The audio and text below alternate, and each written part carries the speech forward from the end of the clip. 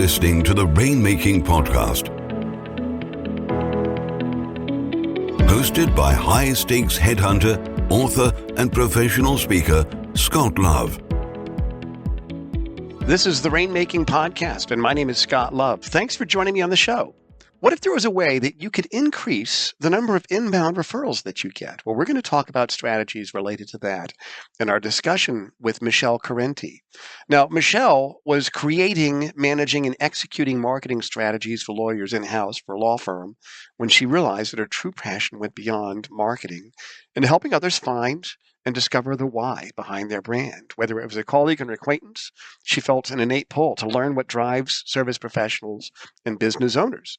She found that the best marketing strategies began with this why perspective, and that most businesses miss this key step when developing and executing their marketing strategy. We're going to talk about that today on the show. As always, this show is sponsored by Leopard Solutions, legal intelligence suite of products, Firmscape, and Leopard BI. Push ahead of the pack with the power of Leopard. And by the way, make sure you connect with Michele on our show notes. She's got some resources that I think are going to be very helpful for you. Thanks for listening, and I hope you enjoy our conversation with Michele Correnti today. Hey, this is Scott Love. Thanks for joining me on the Rainmaking Podcast. Our guest today is Michele Correnti, and our topic is how to get more accurate inbound referrals. Michele, thanks for joining us on the show. Thanks for having me. Yeah, and I like that topic title because who doesn't want that, right? Right? Yeah. Somebody calls you or our listener, they've already made the decision that they're the one. So tell me, from your expertise, what are some of the common, let's say, big rocks in the bucket, so to speak, that professionals and business development professionals should keep top of mind to get more accurate inbound referrals? Yeah. Well, so from my perspective, if you think about most businesses, I think most businesses would say that they get the best business from referrals and word of mouth, right? So from my perspective as a branding expert, my goal with our clients and to help other professional service firms and service professionals is to help them clarify their brand online and in person, wherever they're networking, so that people can better understand what they do and who they serve. So then they can get more accurate inbound referrals. So for me, it's all about really getting clear on A, like who is your ideal client? Who do you like to work with? And B, what's your messaging to attract that client and also to relate to other people? Like that's the kind of client that you're working with. This is the kind of services we offer. This is what you should come to me for. So that's the overall goal. That's great. Well, there's a lot. There's a lot in what you said in the last 30 seconds. And, and let me ask you this. When you have a new client, let's say it's a new law firm, maybe he's a partner in a big firm or managing partner of a small firm, does that person already think that they understand who they are? I understand who I am. I know what my brand is. I'm just not getting inbound calls. Is that kind of a common theme that you've noticed? Yes. And I would say it goes beyond law firms. So I love working with law firms. And that's definitely our primary niche. But we also work with professional service firms. And I would say like across the board, especially in networking groups that I'm in, I think one of the biggest pitfalls is that people they think that they're doing a good job with their messaging or the way they present themselves or their elevator pitch, but they're really not doing a great job. Yeah. And why do you say that? How do you know that with certainty when you say that? Well, so I've been experimenting a little bit in my own networking groups. And essentially, like when people give their pitches or they talk about themselves, they tend to be very general and they tend to assume that people understand what they do already. Or my favorite is I'll try to pry a little bit and someone will say, like, for example, I provide, insurance or the like. And then I'll say like, oh, who do you like to work with? And they'll say like, oh, anyone. I can work with anyone, any business owner. And of course, like, yes, that's true. I agree. I think most people would argue that they could offer their expertise to pretty much anyone at certain capacities.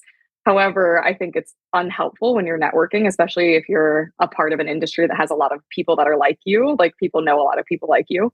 I think it's hard for people to give you more accurate inbound referrals and think of you when you're not really giving them anything to work off of. For example, if you provide insurance for business owners, instead of saying generally that you provide business insurance, you can pick a niche to own in the group that you're in. Or sometimes I like to, if people get scared of saying a niche and think that they're going to like pigeonhole themselves, I like to tell them, you can clarify, like, I can help anyone, but I love working with like real estate, or all that kind of stuff. So there's definitely ways for you to say it without pigeonholing yourself.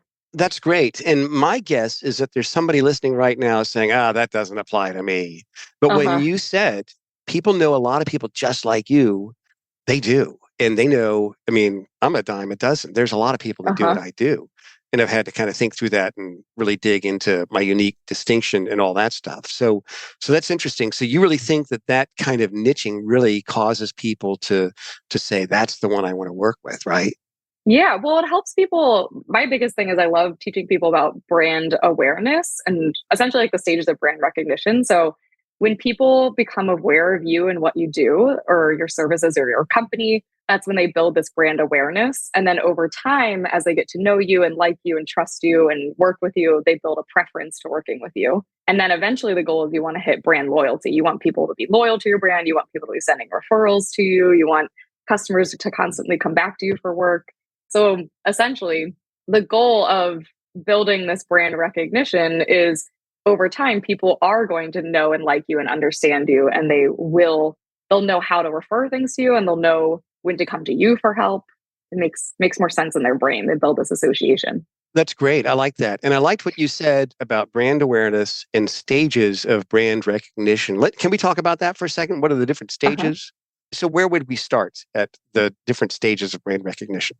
So there's stages below that I don't really focus on, but they're the ones where it's like, there's actually the first stage is technically, or there's one stage that's like people have a negative association with you. Like it's like they don't want to work with you at all. And then there's a stage where they have no idea you exist, which is where a lot of people fall. And then from there, it's brand awareness, where people become aware of you or your firm and what you do. And then as you build clientele and people that like working with you, that's when you have this brand preference. That's when people choose you over other options that they have in the market.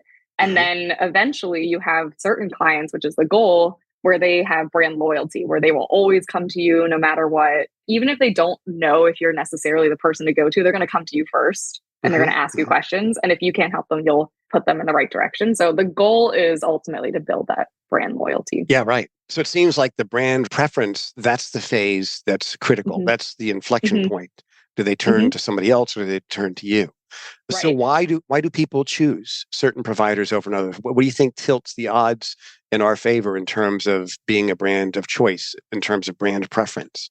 It's definitely a mix of things. I think the assumption is, unless you've done something to prove otherwise, you're an expert and you know what you're doing and you're competent. And I think that especially goes for attorneys, because I think a lot of attorneys rely on the fact that they're like, well, people are going to hire me because I'm good at what I do. And I'm like, okay, everyone assumes that attorneys know what they're doing, unless they prove it otherwise. So we're just going to set that to the side for a second. So I think ultimately it's a mix of things. So obviously people are going to choose who they know, like, and trust. That's what I firmly believe in. So ultimately it's going to be this connection you have with someone where they feel like they can trust you. They like working with you. At least those are the best business relationships, in my opinion. But also to create that relationship, you can work on this brand recognition and this brand awareness where you're really providing value to people that you're talking to, providing value online, like social media. You're sharing your expertise. You're letting people know what you do. So people will come to you for that help or be like, oh, they understand what they're doing. Scott knows what he's doing. I'll come to him. Right, right. Well, that's interesting. So what do you think are the common themes that you work with people at the different stages? Are you working with most people at the brand preference stage? Is that where you're kind of focused on? It depends. So we'll have clients come to us that are starting a firm or a company, and that's definitely a time when it's going to be like, let's build that brand awareness. Let's announce the brand. Let's like explain what you do. Let's everyone understand like what's going on with this company. Mhm. And then eventually with most of our long-term clients, it is that brand preference where we're working on creating more of those clients that are choosing them over other people, clients that are like coming to them over other, brand, building that brand loyalty where they only come to them for help. So that's like the ultimate. That's Wow. where Wow. we head over time. Yeah. So what are the common problems that most of your clients have in the area of brand awareness? I would say it's definitely a mix. I think one of the most common things is people will also, I wouldn't necessarily say this applies to our clients because I think our clients understand the importance of branding and they get it. But I think a lot of people in the professional service world, they think I kind of get marketing, but I don't think it's worth my time or my money or my investment in either time and or money. And I think it's a major downfall because they don't recognize that they're missing out on these opportunities to allow a bigger audience to know who they are and what they do. And I think they also miss out when it comes to like investing in it if they don't want to do it themselves, which let's just, attorneys are busy. They make a lot of money doing legal work. They don't make a lot of money marketing, well, they will, but they're not great at it per se, most of them. So some of them get a hold up when they kind of try to conceptualize investing in it or spending money on it.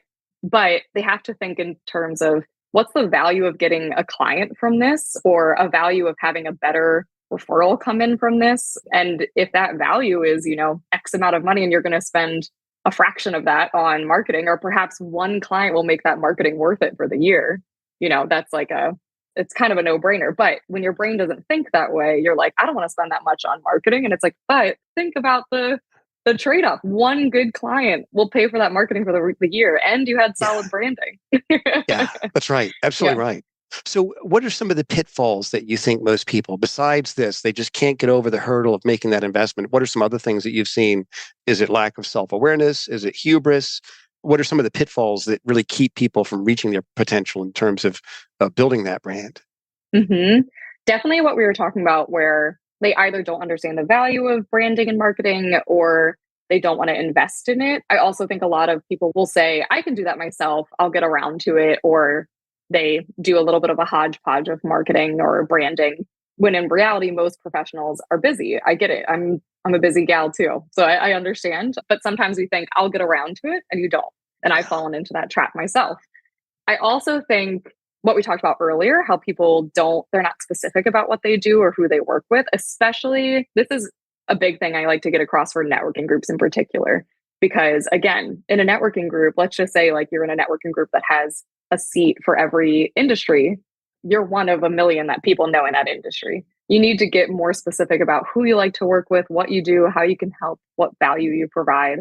And then I would say the last big thing, which I believe we touched on earlier a little bit at the least, was assuming that people know what you do and who you want to work with. I think that's a huge one, especially I see that a lot in the legal world. They'll say like, I'm a business litigator, and then everyone just glazes over. It's like, we need to help paint a picture here. So people build this brand association in their brain. That's the other thing that we didn't really touch on that much earlier, but brand association is huge when it comes to networking and creating really good referral sources. You want to paint this picture so people start to associate you with what you do, and they understand when to come to you.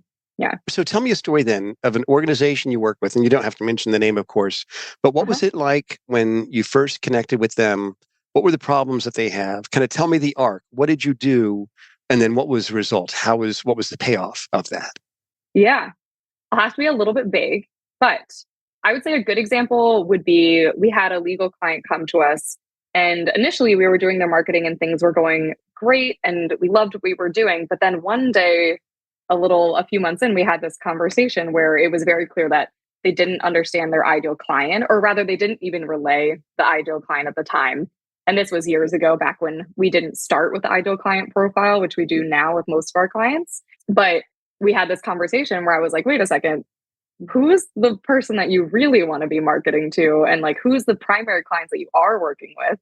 And we had a conversation about how it's actually very high net worth clientele, and that's who they want to be attracting. But that isn't the messaging that they had or that we were starting with. So we pivoted their marketing, their branding to focus on these high net worth clientele.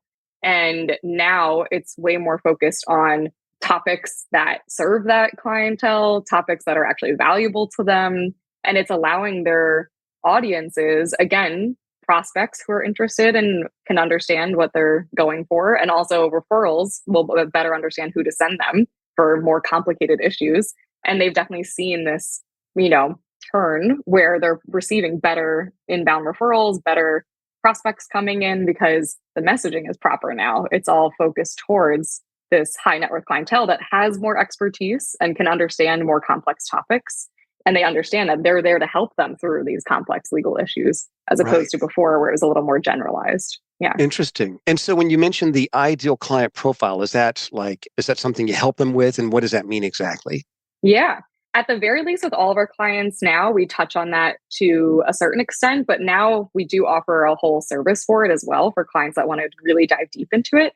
But what we're getting into there is essentially the breakdown of who they would love to work with. And that is everything from, I'm not just talking about like, I like to work with this company in this industry at this size. We're breaking it down to who's the touch point person at that like company that you're working with, or what's their personality traits. Like we're breaking it down to see this is the kind of person you want to be working with, and this is the person that we should be gearing our messaging towards. Like we should be focusing on them and what they would want to hear, what's keeping them up at night, all the things that can provide really valuable content to focus on them.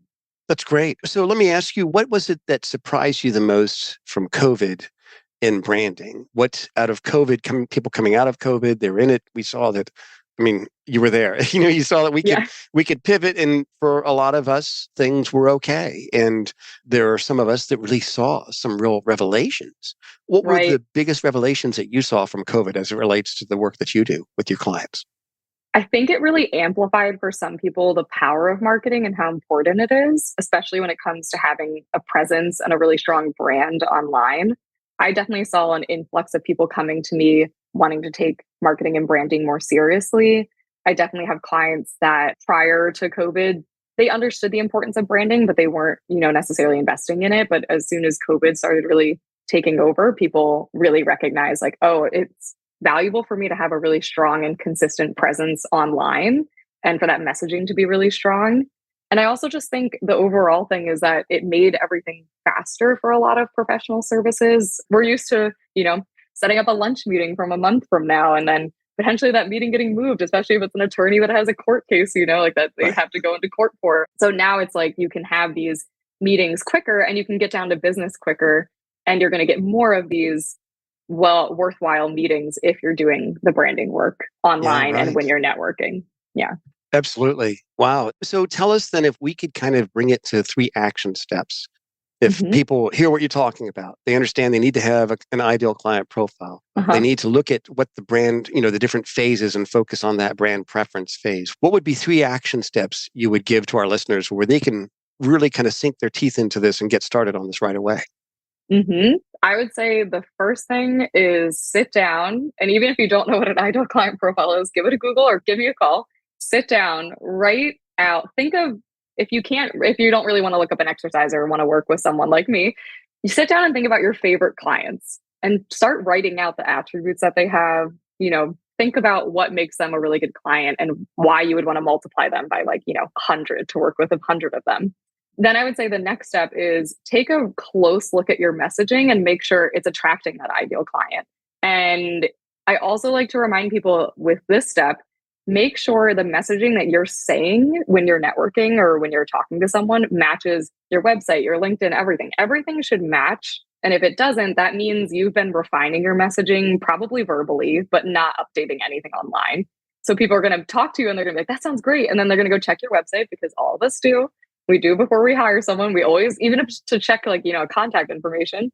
And if that messaging doesn't apply, we're like, that doesn't match anything they told me about. So definitely take a close look at your messaging and make sure it's attracting them, your ideal client. And then the third step I would say is start posting consistently online to build that brand awareness and that association that we talked about for prospects and referrals. So just start getting in the habit of posting and think about your ideal client and what they would want to hear. And if you need help with that, we do have a couple free downloadable offers on our website. One is questions to consider to build and clarify your brand. So that's something that can help you think about your messaging. And then also we have LinkedIn tips for posting. So if you're kind of at a dead end for where to start there, you can take a look at that and maybe get some inspiration. That's great. And we'll put those links on the show notes so that people can go there and download that. And I appreciate you offering that up, Michele. And then tell us about your services. What is it that you do, that you offer, that you'd like our listeners to know about? Yeah. So we just released our 2023 services menu, which is super exciting.